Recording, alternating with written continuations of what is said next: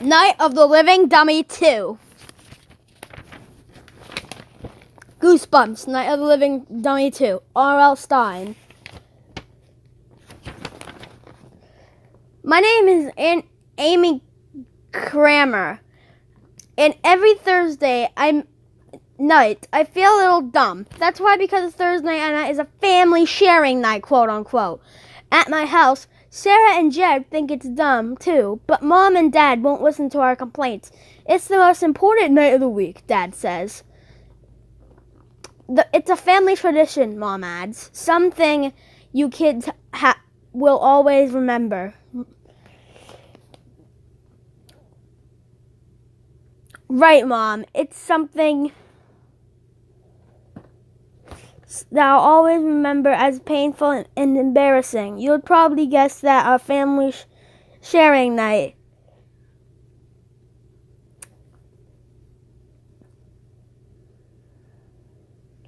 Every member of the Kramer family, except George, our cat, has to share something with the rest of the family. It isn't so bad for my sister, Sarah. Sarah is 14, 2 years older than me, and she is a genius painter. Really, one of her paintings was chosen at a show at the art museum downtown. Sarah may go to a special art school next year. By the way, I'm only reading chapter 1.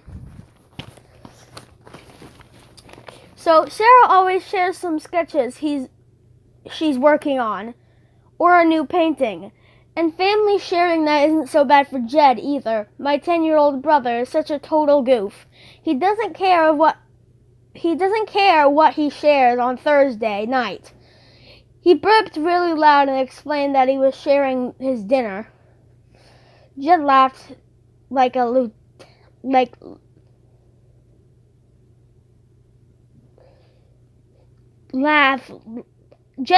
laughed like a lunatic.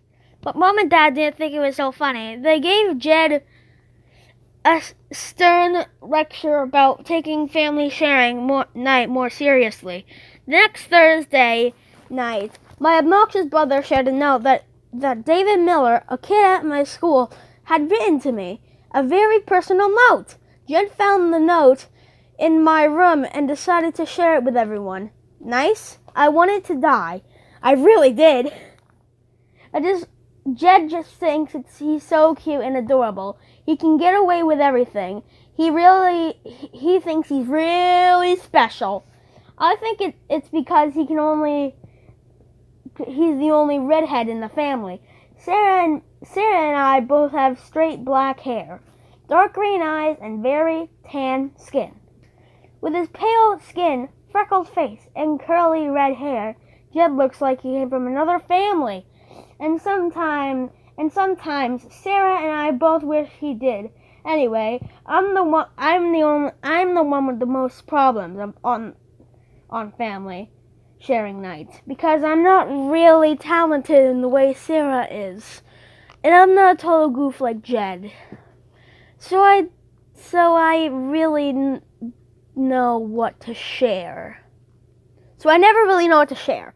I mean, I have a seashell collection, which I keep in a jar in my dresser, but that's really kind of boring to hold up shells and talk about them. And we haven't been to the ocean for nearly 2 years, so my shells are kind of old, and everyone has already seen them. So now I have a really good collection of CDs, but no one else in the family is into Bob Marley and reggae music. I start to share some music with them. They all hold their ears in and complain till I shut off. So usually I make up some kind of story, an adventure story about a girl who survives danger after danger, a wild fairy talking about princesses who turns into tigers. After my last story, Dad had a big smile on his face. Amy is going to be a famous writer, he announced. She is so good at making up stories. Dad gazed around the room, still smiling. We have such a talented family, he explained. He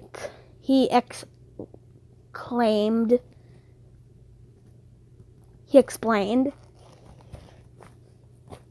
I knew he was just saying that to be a good parent, to encourage me. Says the real talent in our family. Everyone knows that. Tonight, Jed was the first to share. Mom and Dad sit in the living room couch. Dad had taken out a tissue, and he was squinting as he cleared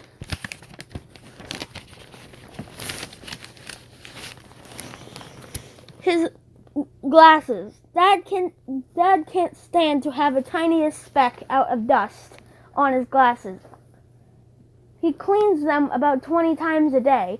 I settled in a big brown armchair against the wall. Sarah sat cross-legged on the carpet beside my chair. What are you doing to share tonight? Mom asked Jed, and I hope it isn't another horrible burp. That was so gross, Sarah moaned. Your face is so gross, Jed shot back. He stuck out his tongue at Sarah. Jed, please, give us a break tonight, muttered, slipping his glasses back on, adjusting them on his nose. Don't cause trouble. She started it, Jed insisted,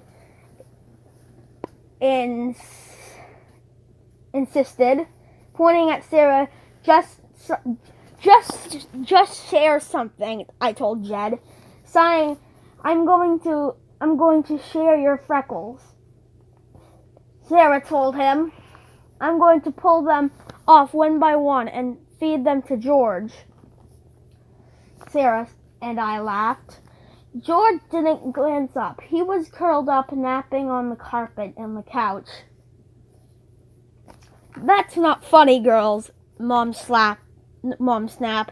Stop being mean to your brother. This was supposed to be a family night, Dad wailed.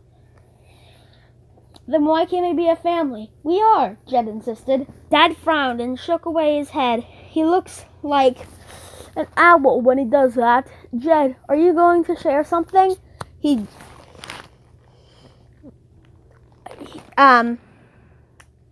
demanded weakly. Jed nodded. Yeah. He stood in the center of the room and shoved his hands into Jen's pocket. Too big. Then they always look as they're about to fall down. Jed thinks that's cool. I learned to whistle through my fingers, he announced. Wow, Sarah muttered sarcastically. Jed ignored her. He pulled his hands from his pockets. Then he stuck 2 little fingers into the side of his mouth. Then let go a long, shrill whistle. He whistled through his fingers two more times. Then he took a deep bow. The whole family burst into a loud applause. Jed, grinning, took another low bow. Such a talented family, Dad declared. This time, he meant it as a joke. Jed dropped down on the floor because George started startling like the poor cat awake. Your turn next, Amy, Mom said, turning to me. Are you going to tell us a story? Her stories are too long, Jed complained. George climbed up unsteadily to his feet. He moved away from Jed, yawning. The cat dropped onto the ground on his stomach, beside Mom's feet. I'm not going to tell a story tonight,